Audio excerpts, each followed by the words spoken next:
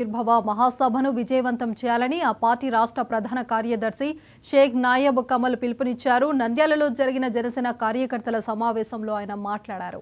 వేలాదిగా జన సైనికులు, వీర మహిళలు హాజరవ్వాలని కోరారు.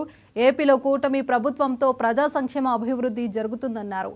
మరో 30 ఏళ్ల పాటు రాష్ట్రంలో కూటమి ప్రభుత్వం సంక్షేమ పాలన అందిస్తుందని ఆయన అభిప్రాయపడ్డారు. ఈ సందర్భంగా జనసేన ఆవిర్భావ దినోత్సవ పోస్టర్ను ఆవిష్కరించారు. రామ్ చరణ్ యువత జిల్లా అధ్యక్షులు పబ్బత్తి రవి, జనసేన నాయకులు సందీప్ తదితరులు పాల్గొన్నారు.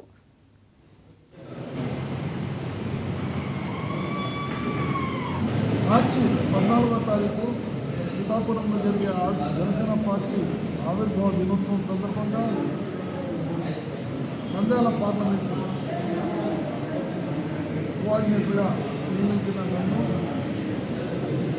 రేపు ఆవిర్భావ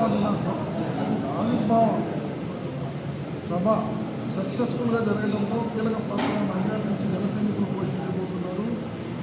ఇప్పటికే కూటమితో కొత్త కలిసినాక రిజల్ట్స్ ఎలాగా మారిపోయినాయో చూశారు ఆంధ్ర రాష్ట్ర ప్రజలు.